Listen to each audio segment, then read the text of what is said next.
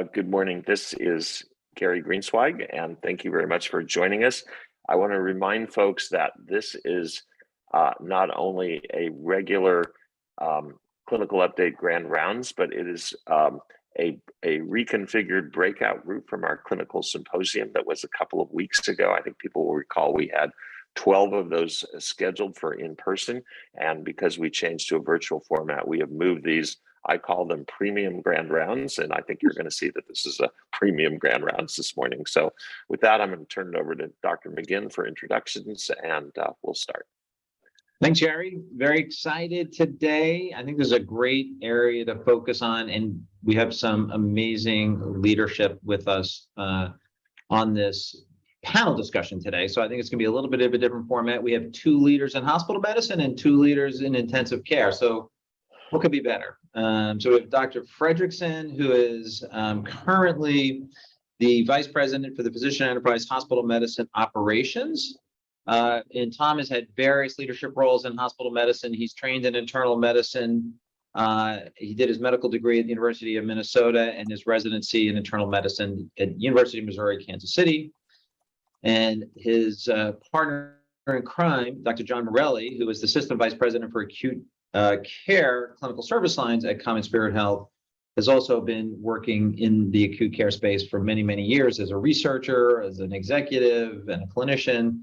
So I'm really excited to have the 2 of them talking about hospital medicine.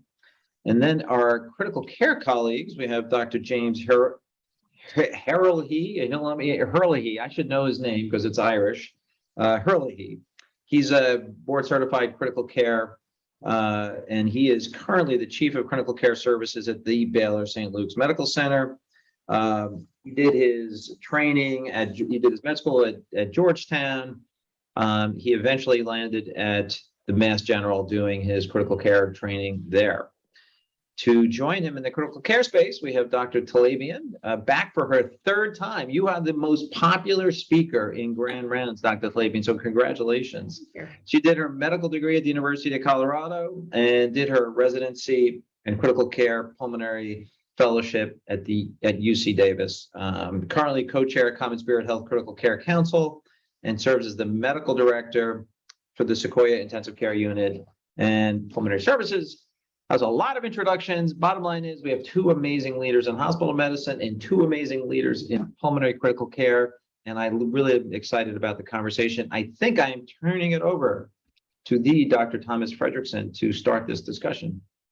Good morning, everyone. It's great to be here, and we have a great topic to discuss, sepsis and sepsis care. I think everyone knows that reducing sepsis mortality is our main inpatient quality goal in Common Spirit Health for the 2nd year in a row. And there's a lot of new evidence. The surviving sepsis treatment guidelines were just updated last year, and we're really excited to be presenting some of the evidence today. So with that brief introduction, I'm going to turn it over to Dr. Morelli to begin our case. Great. Good morning, go ahead everybody. and advance. So Rachel, can you move on to the next slide? Great, perfect. All right, so our format today is we're really going to present a very typical case that we all see in sepsis in our hospitals. And then during the part of the case, we're going to just break and ask some questions from the audience, and then call on some of our critical care colleagues to really comment on the particular case and review some of the pertinent literature related to the case. So we're going to start, and we're going to be treating Mr. Jones for the entirety of the presentation today. So Mr. Jones comes into our hospital. He's an 85-year-old white male who presents to the emergency department at one of our hospitals with his daughter, and comes in late at night. And according to the daughter, he just doesn't seem like himself. He was at home early this evening. He noted he had a temperature of 101.6. All day he'd been sort of experiencing some urinary hesitancy, a little burning, not eating quite as much as usual, a little bit more lethargic, less communicative, and stayed in bed except just to get up to go to the bathroom. He had no nausea, vomiting, no real abdominal pain or any other symptoms, and really has maintained his weight relatively well. He has a history of COPD, in fact, hospitalized about 6 weeks prior to this episode with an exacerbation of his COPD. And since that time, he was successfully weaned off his oxygen, stayed at a nursing home after his hospitalization, but he's been home now for about 3 weeks. Has some mild early dementia, typical of an 85-year-old, coronary artery disease. He has chronic controlled heart failure with a reduced ejection fraction and well-controlled hypertension. Quit smoking 12 years ago. He's got 80-pack year history of smoking, no alcohol intake.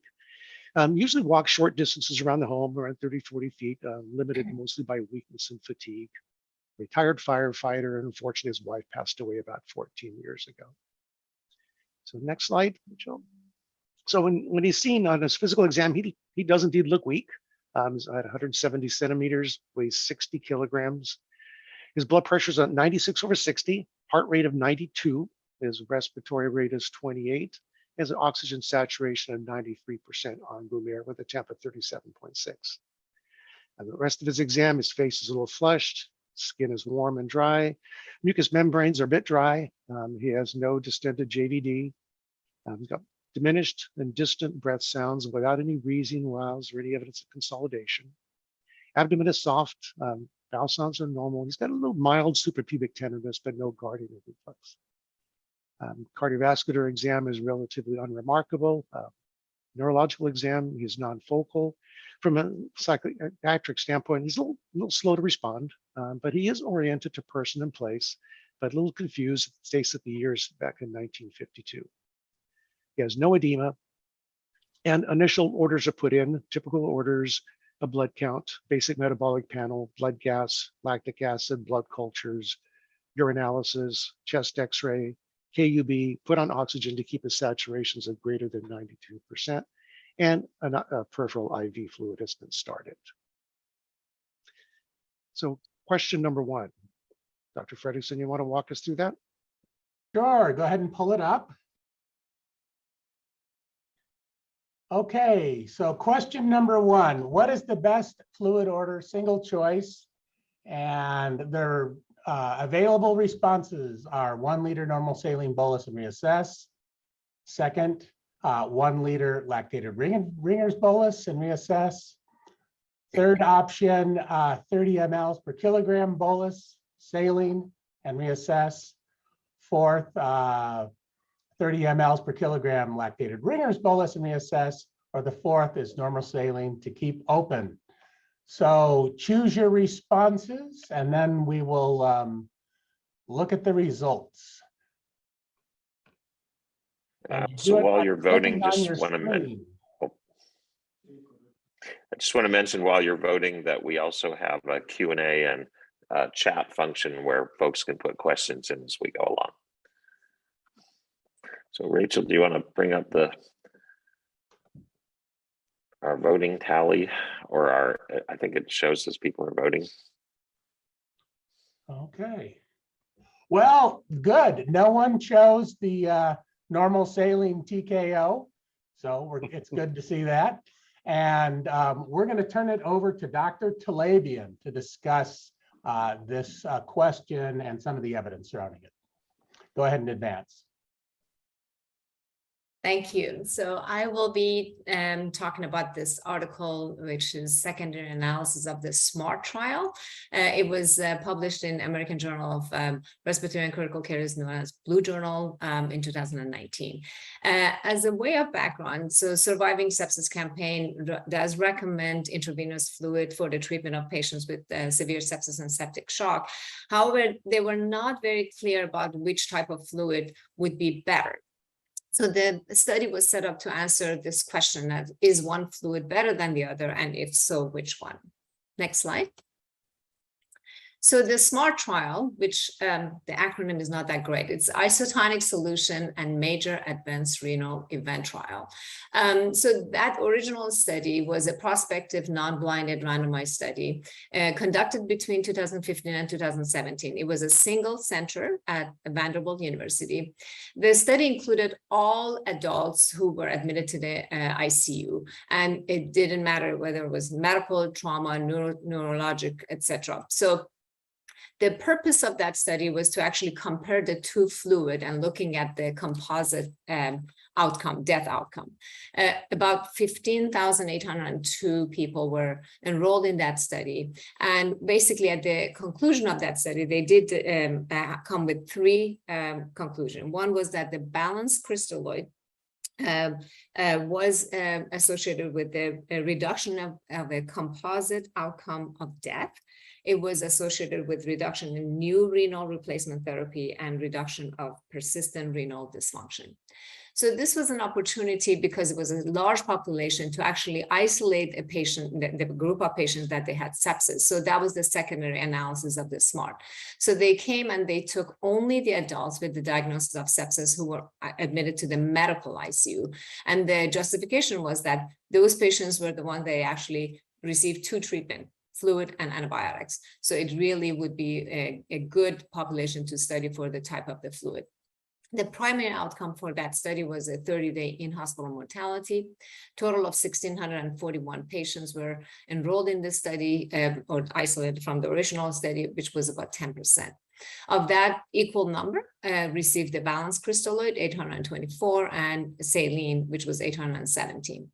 On their secondary outcome, they set to find out ICU-free days, ventilator-free days, vasopressor-free days, and renal replacement-free days. The result of this study in terms of the primary outcome was actually favoring balanced crystalloid. In the balanced crystalloid fluid, there were 217 people mortality, which was about 27%. In the normal saline group was 255, which was 31%. The odds ratio, again, favoring balanced crystalloid at 0.74 with a confidence interval of 95%, and it was significant. On the secondary outcome, they actually showed major adverse kidney events on 30 days to be lower in the balanced crystalloid at 35%, as opposed to normal saline at 40%. There were new renal replacement treatment at 7.4% in the balanced crystalloid, as opposed to 10% in the normal saline. And there were higher vasopressor-free days in the balanced crystalloid versus the normal saline group, and faster clearance of the lactate in the balanced crystalloid as opposed to the saline group. Next slide, please. So these 2 graphs summarize the last 2 points that I made. So it's the fluid versus vasopressor and lactate clearance. Table A on the left side, on the y-axis, you have the norepinephrine, and on the x-axis is the days in the ICU. As you can see on the first, several hours up to 24 hours, there is equal amount of norepinephrine requirement in those patients. However, past the 24 hours in the balanced crystalloid, you can see a downtrending of the amount of the norepinephrine required in the balanced crystalloid as opposed to the normal saline. As you can see, goes a much longer period of time. So favoring a balanced crystalloid in terms of lesser requirement for the norepinephrine. Graph B on the right side has lactate on the y-axis and has the days in the ICU on the x-axis. And as you can see on the left side of the graph, there is equal amount of the lactate in both groups. However, with the balanced crystalloid, there is a clearance of the lactate much quicker as the days go by. And next slide, please. So the conclusion of the study was among the patients with sepsis, balanced crystalloid compared with saline was associated with the lower 30-day in-hospital mortality, was associated with the lower adverse kidney event, more renal replacement therapy free days, and more vasopressor free days. Now, the side question that is being investigated further is that why saline doesn't work. So there's some hypotheses in that normal saline actually has a supratherapeutic chloride concentration, and that has been known to be associated obviously with the hyperchloremia, metabolic acidosis, renal vasoconstriction, hypotension, and altered immune function. And high chloride concentration is associated with increased inflammatory cytokines, hypotension, impaired microcirculation, and increased mortality. So those are the hypotheses which again favors normal saline less on the choices of the 2 fluids. So balanced crystalloids is the choice. Next slide, I think. Okay, thank you, Dr. Talebian. Rachel, we're ready for our next question. So question number 2, after cultures have been drawn, which are the most appropriate antibiotic orders? First choice is vancomycin. Second choice is pip-tazobactam. Third choice is pip-tazobactam followed by vancomycin. And then the last choice is piperacillin tazobactam, followed by vancomycin. So we'll give you about 10 seconds or so. Put in your results. We'll take a look at your answers. Okay, pretty good responses there. So we're gonna turn it over to Dr. Herlihy to discuss the answer to this question and the evidence that supports it. Next slide, please. Thank you.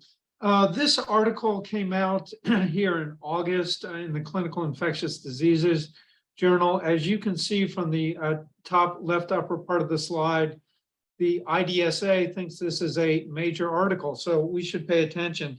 But the issue, the larger issue of antibiotics, empiric antibiotics, especially in sepsis, the Surviving Sepsis Campaign recommends to give antibiotics early, and there'll be a later question that addresses this in more detail.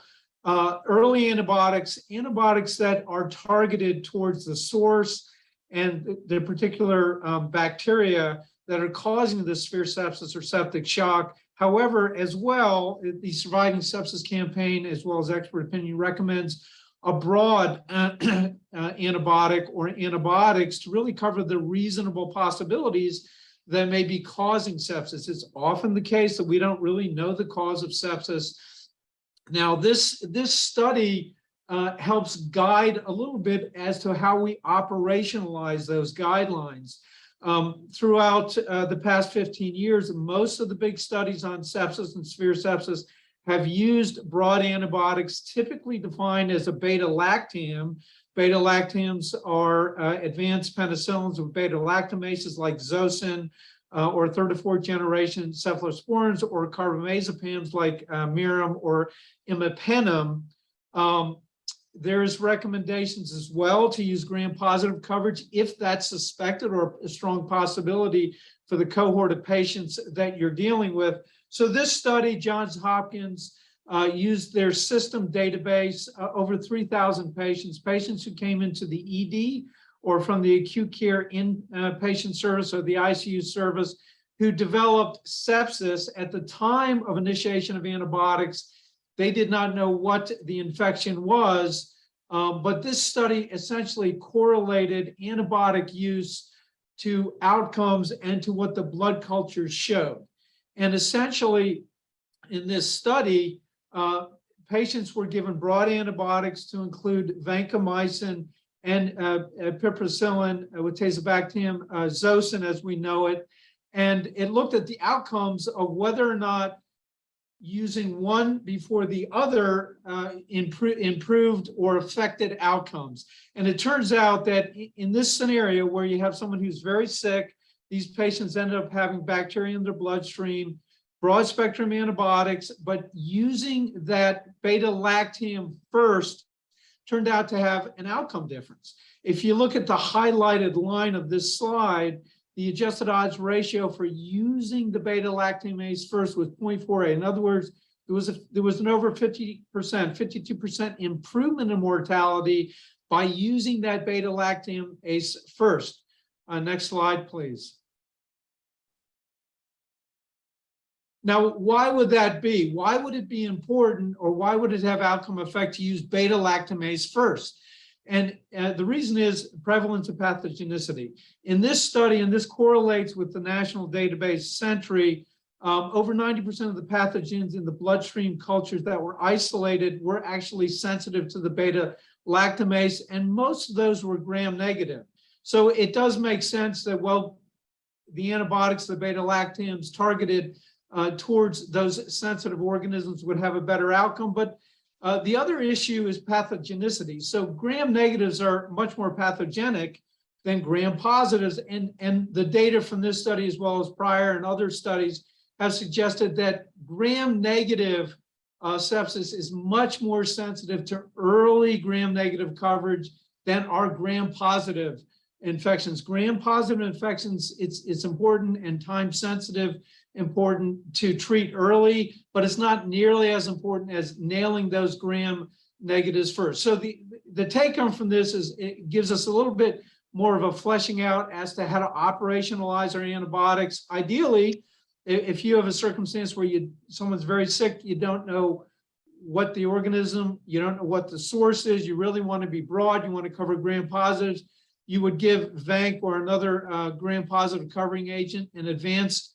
beta-lactam. You'd love to give them both at the same time, but most of us in most circumstances can't do that. So give the beta-lactamase first.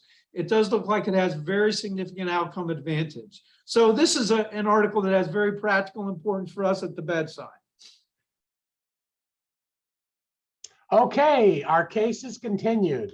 Fluid bolus is initiated. We're waiting for our first dose of PIP taser to arrive from the pharmacy. Mr. Jones, however, is more drowsy. He's looking a little flush. He's a little less oriented. You can see his vital signs are not trending the right direction. Blood pressure is a bit soft at 86/50. Heart rate has increased to 108. He is now febrile, and his respiratory rate has increased to 36, and his O2 sats have diminished. His labs are beginning to return. His white count's 22,000. Lactic acid is elevated at 3.6. You can see his blood gas with a pH of 7.22, PCO2 30, PO2 64, and a bicarb of 16. And the urinalysis is cloudy. There's a sediment. White cells are too numerous to count, and positive leukocyte esterase. So pull up question 3, and I will turn it over to Dr. Morelli. All right, so it doesn't look like Mr. Jones is doing quite as well as we'd like him to do, but question number 3, this is a simple true and false question. Your hospital has a process improvement project that is designed to decrease the time to antibiotics in patients with sepsis. So successful implementation of this process improvement plan will benefit patients like Mr. Jones. Our options are true, false, or unknown.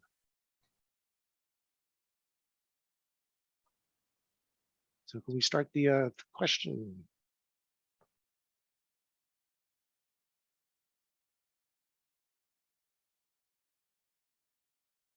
All right, an over sounding true response, which is in fact the correct answer. So I'm going to turn it over to Dr. Talebi to talk a little bit about the literature supporting early antibiotic intervention. Thank you. So this article addressed the time to antibiotic and clinical outcome in patients with sepsis and septic shock. It was published in Critical Care Journal actually earlier this year in 2022. On a way of background, the timely administration of the antibiotic is one of the most important interventions that we can offer to the patients with sepsis, and it has been associated with the reduction in mortality. The 1 hour bundle implementation was actually highly recommended in the earlier version of the Surviving Sepsis campaign. And the justification was to reduce the mortality in this patient population. However, the criticism came afterwards that this 1 hour bundle is requiring a lot of resources. And the other concern was that it might actually increase the unintentional exposure to broad spectrum antibiotic, and therefore, develop resistance, etc. So the question that this article came to answer was, is the 1 hour bundle justified? And if so, in what patient population? Next. So the study was a prospective multi-center cohort study. It was a Korea Sepsis Alliance, 19 participating hospitals between 2019 and 2020. Every patient ages 19 and over were enrolled, and they had to have a diagnosis of sepsis or septic shock upon arrival to the emergency room. Total of 3,035 patients were enrolled in the study, and of those 774, about 25% died.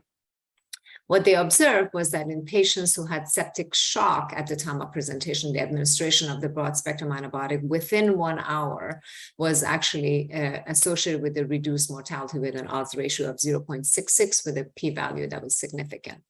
In patients who had sepsis without shock upon admission, the association between the antibiotic and the 1 hour bundle was actually not statistically significant. The p-value was 0.3. And the risk of mortality increased 35% for every hour of delay in the antibiotic in the patient group that presented with a septic shock at the time of the admission, so justifying the 1 hour, and that the patients with sepsis without a shock did not have that. And the conclusion was that the patients with septic shock derive the greatest benefit from the immediate antibiotic administration upon arrival to the hospital. Next slide. So this summarizes the graph on the left side. A is the entire population, so the sepsis and septic shock combined, and the dark solid black is the association of the antibiotic and the time. So on the y-axis is the odds ratio of in-hospital mortality, and the x-axis is the administration of the antibiotic.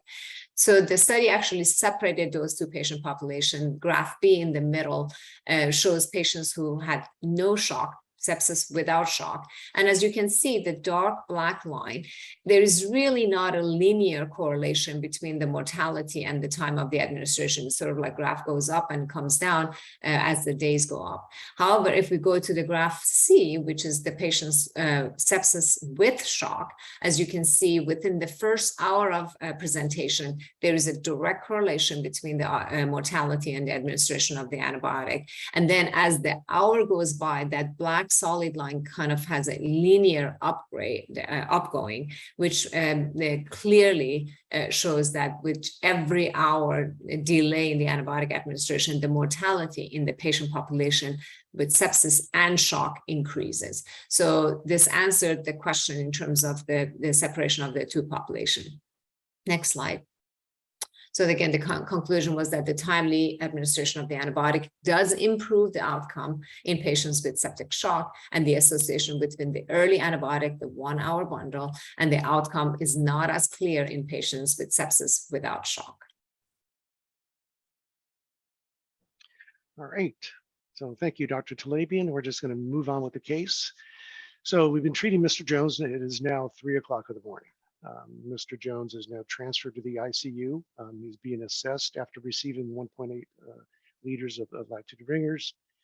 His blood pressure now is 84/44. Heart rate still a little tachycardic at 108. He continues to be drowsy, continues to be confused. His lungs, fortunately, remain clear, but they sound distant. You ordered an additional 500 milliliter bolus and an initiation of norepinephrine. You attempt to place a central line, but you're unsuccessful. And unfortunately, there is no interventional support to assist in placing the central line. So question number 4, Dr. Fredrickson. Okay, here is question number 4. What is your next best step? The first choice, make an additional attempt to place a central line and start norepinephrine only after successful placement to avoid the risk of extravasation and associated tissue necrosis and limb ischemia. So that's choice 1. Choice 2, have your intern attempt to place a central line, then start norepinephrine. Choice 3, start norepinephrine through a peripheral IV and ask for assistance with central access in the morning. Ask nurse to start a second peripheral IV. And the 4th choice, call the ED doctor and let them know you're annoyed. They sent an unstable patient to the ICU without central access, and tell them to get on up to the ICU and place that line. Okay. So it seems like 7% chose the definitely tongue-in-cheek response. Just want to make that clear. We would never do that. But I am going to turn it over to Dr. Herlihy to discuss the answer and the evidence. Yeah, thanks, Tom. Yeah, I maybe would have added to that 7% a tweet, really to be topical. So I'm going to start with this article. This is very specific, and then I will address some more general issues that this question really brings out. And this was a review published 3 years ago about the safety of administering vasopressors through peripheral IVs. Now, this is a topic I've followed closely. I've seen sporadic reports throughout the years. It's a very practical question. Can we give vasopressors when we don't have a central line through peripheral access? This is a great study. It reviewed 7 prior studies. It accumulated about 1,400 patients. And basically what it said was, extravasation was only seen in a small percentage, 3.4% of these patients that were given vasopressors peripherally. And the bottom line is it really didn't result in bad outcomes. We are always very worried about extravasation resulting in tissue necrosis or even limb ischemia. That didn't happen in these almost 1,400 patients cumulative reports. The extravasations that did happen really resulted in pain, swelling, erythema, but nothing really serious or significant. Oh no, I'm sorry, I'm getting the flu shot. So so bottom line is that, next slide, please. In this circumstance where you have a patient in shock, you don't have a central line, it is appropriate to start these vasopressors, and you can safely start them through a peripheral IV. This is more in the weeds in this study, and it really showed that in this study, there were certainly patients who had serious business and high levels of vasopressors. For example, in one study, up to 30 mics a minute of levofed, and for fairly prolonged periods of time, up to 22 hours. So this study clearly demonstrates that peripheral doses of vasopressors at least intervals up to almost a day are safe. So yeah, get those vasopressors started early if they're indicated through a peripheral IV. Next slide, please. And let me address maybe a couple of larger issues that the question brings out, and that is, well, when do you start vasopressors? In this circumstance, the patient had gotten this initial bolus. So let's say the general circumstance of a patient who got that 30 mLs per kilogram, 2 to 3 liters initially, and they're in shock. What do you do at that point in time? Do you give them more fluid? Do you do a dynamic assessment of their fluid responsiveness? Do you start vasopressors? Well, let me talk to the vasopressor question. So the bulk of evidence to this point through retrospective studies and through meta-analysis of these retrospective studies is that outcomes are better when you start those vasopressors early. This actually contributes to the literature. This is a recent publication. Here again, 3 years ago, this is a prospective study from Thailand where they had a protocol where they started those vasopressors early. This is the Kaplan-Meier curve, and you can see that the survival benefit is there, though in this study, it did not quite reach statistical significance. What did reach statistical significance was resolution of shock early, but this looks just like many retrospective studies, meta-analysis that suggest early vasopressors are associated with better outcomes. And so in terms of, well, what do you do after that first bolus? They're in shock. The evolving answer seems to be start those vasopressors.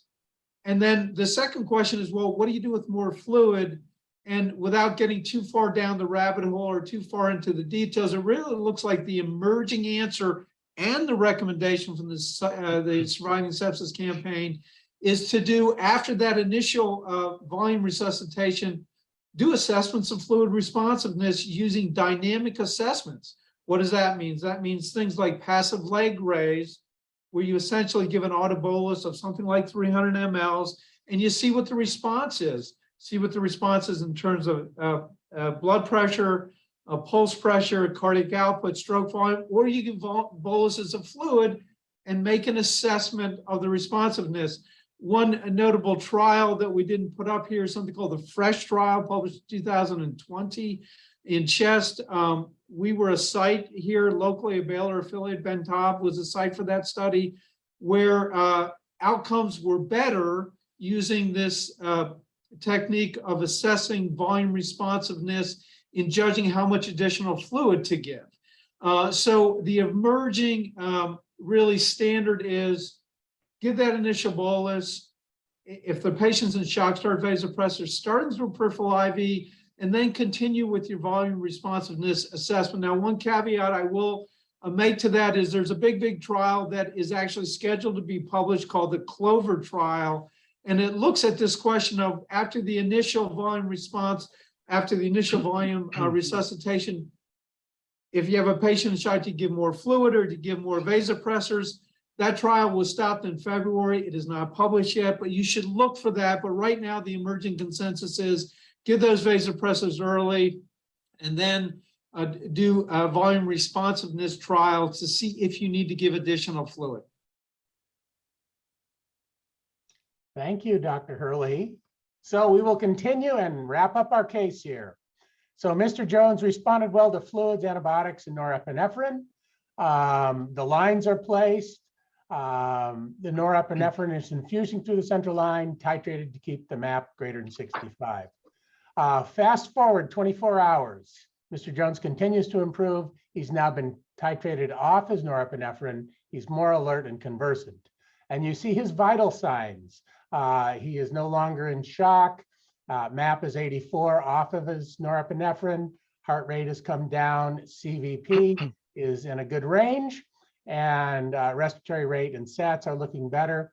Lung sounds are still distant, no RALs, so unchanged, but he now has trace peripheral edema, and he has some maintenance fluids going at 100 cc's an hour. You're preparing to transfer him out of the ICU and onto the medical floor.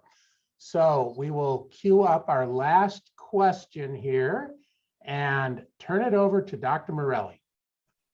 Great, thanks, Tom. And it looks like Mr. Jones continues to do a little bit better, but at this point now, he's just about ready to go to the medical floors. So what are the known interventions to facilitate recovery from the acute phase of sepsis? This is the single choice answer, and the options are decreasing the fluids to TKO, following the cultures and de-escalating antibiotics, including conversion to oral antibiotics when possible, add an advanced oral diet, activity orders, including out of bed today, and the last is all the above. So we'll give the audience just a moment.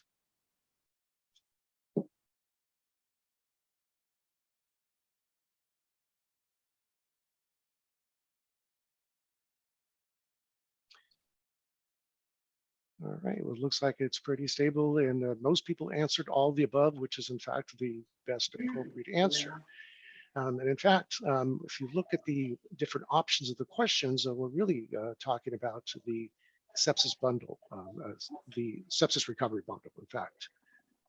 So when we think about the sepsis recovery bundle, a little bit of history before we kind of move on. So the sepsis recovery bundle is really sort of a program that was developed looking at management of patients with sepsis after the acute phase. So we note that there's been a lot of work through the Surviving Sepsis campaign and along with a lot of work that we've done in our hospitals that developed a very solid process for early identification of patients with sepsis, but also the initial resuscitation of patients in that acute phase. But once that initial resuscitation bundle had been completed, we really didn't have a care pathway for those patients during the remainder of the hospitalization. The fact that there was that lack of a standardized approach really led to excessive variations in the care. And what we noticed is, even though the care might have been streamlined in the acute phase, there was a lot of variation on that post-acute phase and how long IV fluids were continued, for example, or the duration of antibiotics, or people becoming more debilitated because they were in the intensive care unit and on the floors without mobility. So we also lost meaningful opportunities to really prevent and lessen the severity of the sepsis-associated complications, including functional impairment, as well as the length of stay, as well as cost. So by focusing on that patient population, we were able to identify those sepsis bundle elements that really had an impact on overall outcomes for those patients in sepsis. So what we're looking at now is our sepsis recovery roadmap. So if you can imagine the journey of patients in the hospital when they present with sepsis up until the time that they're actually discharged, it really is a sort of a continuum of care. When they first come in, they present with their sepsis symptoms. That early identification, as we all very well aware of, is really critical to identifying those patients, but then really moving into that acute resuscitation phase. We're all familiar with that SEP1 bundle that I think is we all do quite well with across most of our hospitals. That really shows that there is a distinct impact to the SEP1 bundle with outcomes and especially sepsis mortality. But then we come to a halt after that acute phase, and then that sepsis recovery phase starts, if you will. But there's criteria to be able to identify those patients that meet sepsis recovery criteria. And those 4 criteria are listed on the top left. First of all, the patient had to have had a clinically confirmed case of severe sepsis. They had to have sepsis-specific antibiotics administered for at least 24 hours. The lactic acid has to at least normalize or has to improve by 0.5 millimoles per liter, and they have to have been off all vasopressors for at least the past 4 hours. So once they meet that criteria, they enter that sepsis recovery phase, and that's where that sepsis recovery bundle comes into play. And the 4 elements of the bundle are listed on the right side, and is alluded to the answer to the questions. And those are, once those patients reach that sepsis recovery phase, we really want to focus on de-escalating fluids. We either want to discontinue the fluids, or we want to reduce them to the TKO to keep the vein open. Now, we realize that not all patients we can actually de-escalate fluids. Some will still require fluids. For example, those patients that are commonly being treated for diabetic ketoacidosis, where they need fluids and continue the IV insulin. But on all the other patients, we really want to focus on de-escalation of those fluids. The second is targeted antibiotic de-escalation.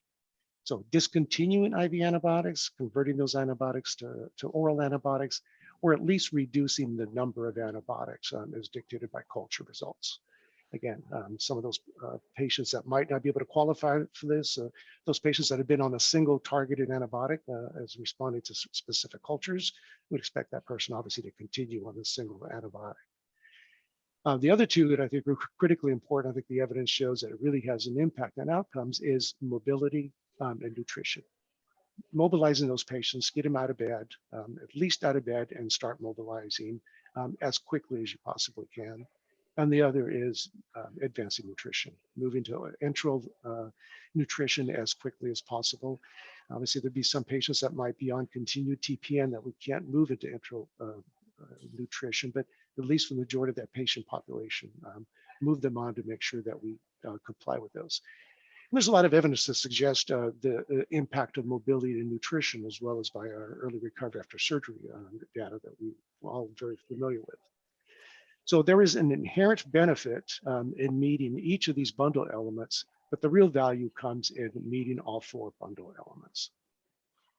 So not only do we want to make sure that we hit on all of those bundle elements and really focus on those 4 opportunities, but when we review the data, what is most important is that those 4 bundle elements are really, we are compliant with those within the first 48 hours after patients reach that sepsis recovery phase.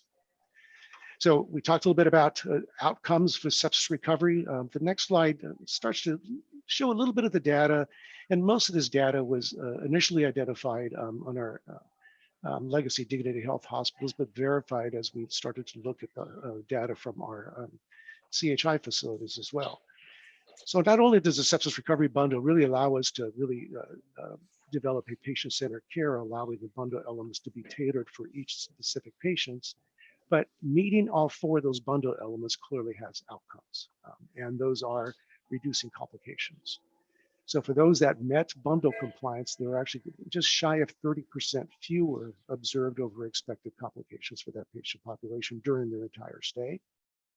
Over 90% of those patients, when they met bundle compliance, actually either maintained or they improved their functional status. And equally important, they remained in the hospital shorter. So on average, it's just shy of 1 day for each patient that was identified and met bundle compliance as well. So talk a little bit about some of those complications and functional outcomes on the next slide. You can see that we looked at the complication rates. We looked at total percent of complications, average complications, all the way down to observed over expected complications. And you can see that those patients that met bundle compliance, and again, meeting bundle compliance was those 4 elements of the bundle, had fewer complications and had fewer observed over expected complications. And both of those were significant with p-values less than 0.001. Average complications was also lower in the patients that met criteria. So what were those complications? The next slide shows some of those areas that we looked at. So taking a cohort of those patients, identifying what those complications were that were most identified in these patients. And really no surprise that they were renal failure, respiratory failure, and C. difficile infections related to ongoing antibiotic use. Both of those showed that there was a negative correlation with the bundle compliance, although not enough data to really support any impact on pressure ulcers.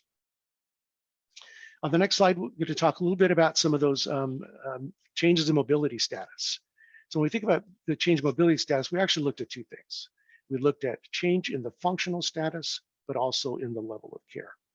So in the functional status, what we did is we looked at the charts and really compared the functional status, the first documented functional status of the patient, as well as the last functional status of the patient, and really grouped them into three sections. Was the functional status improved? Was it maintained?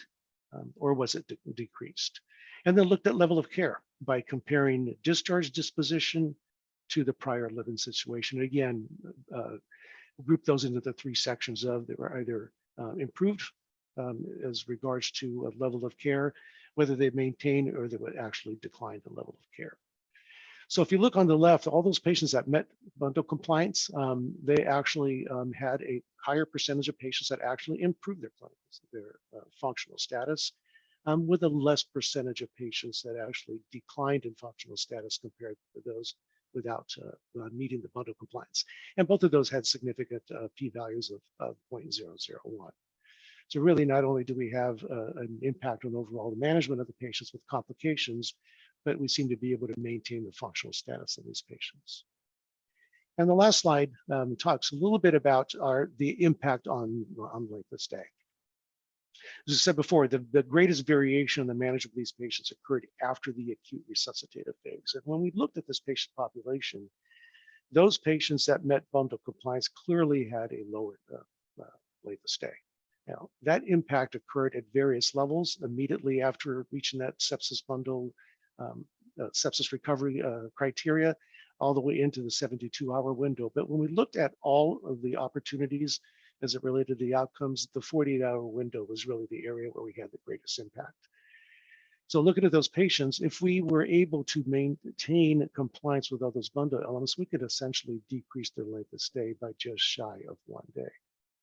So what does that mean for common spirit? Most of this data that we looked at was really a subset of the sepsis population, and it was DRG 871. So if we look at the volume of patients that are discharged from our hospital with that DRG across common spirit, it averages somewhere between 47,000 and 48,000 patients a year. So if you consider a length of stay opportunity of about 0.9 days, if we hit bundle compliance on each and every one of those patients, we could essentially impact over 40,000 days in our hospital and save over 40,000 days. So as we think about managing these patients with sepsis in the hospital, always focus on that early identification, early implementation of the SEP1 bundle. Think about that transition into the recovery phase.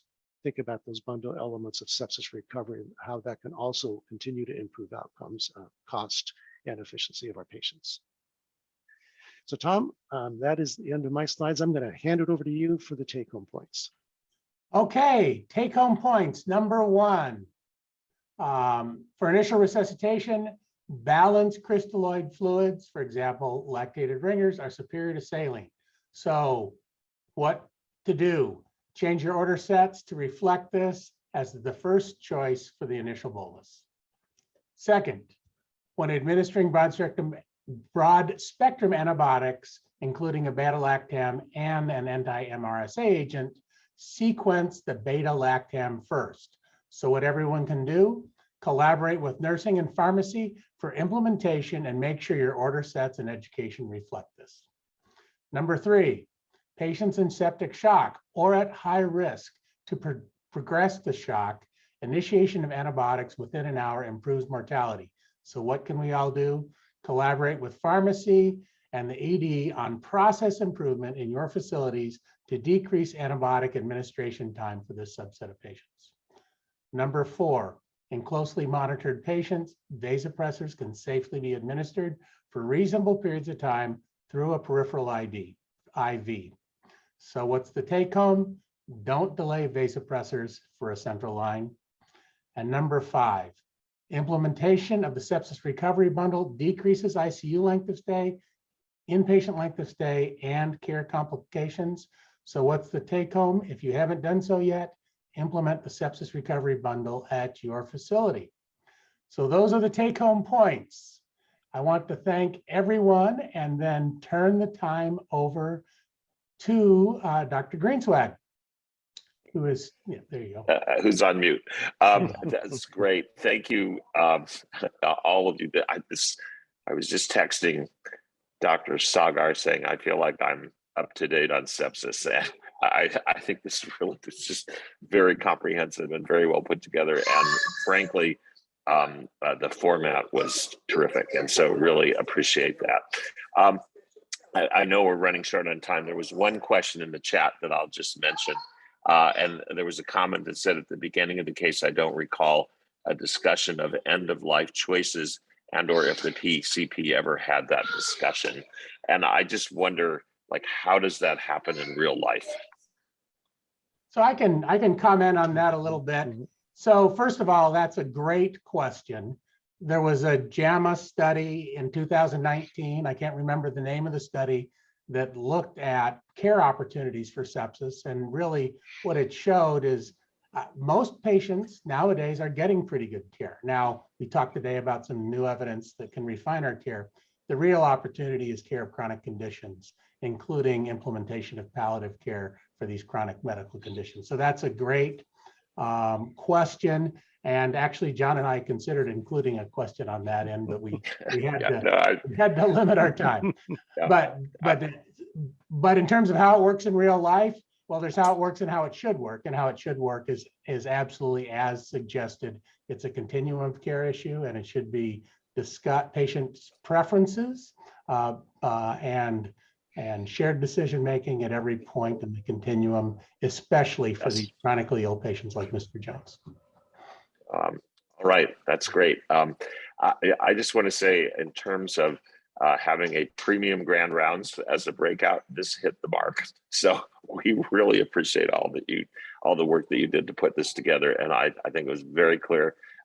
We had a lot of folks attend, and as we talked about prior to the call, we send this out in several formats: podcasts, YouTube, and on the Google Drive, and we have lots and lots of people who listen. So I just want to thank all of you for your preparation, your time, your energy.